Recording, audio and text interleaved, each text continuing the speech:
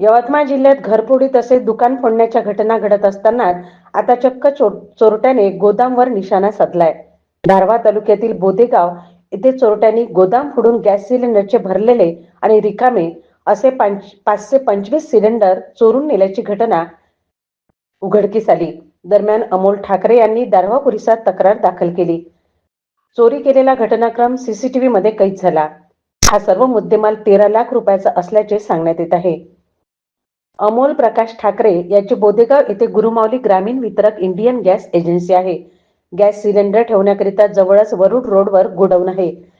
त्यांनी 4 डिसेंबरला सायंकाळी गोडाऊन मधील गॅस सिलेंडरची ऑनलाईन मोजणी केली असता 197 भरलेले व 395 रिकामे असे एकूण 592 सिलेंडर होते. त्यानंतर गॅस एजन्सी बंद करून ते घरी निघून गेले.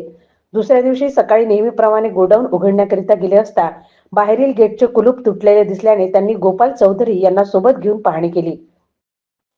तेव्हा गोडाऊनचे कुलूप देखील फोडलेले दिसले. आतमध्ये जाऊन पाहिले तर अनेक सिलेंडर गायब असल्याचे दिसून आले.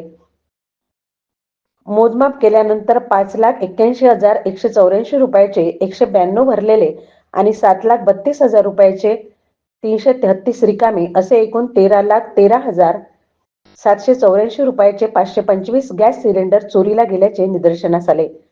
याबाबत येथील पोलीस ठाण्यात फिर्याद देण्यात आल्यानंतर अज्ञाताविरोधात गुन्हा दाखल करून पोलिसांनी तपास सुरू केलाय.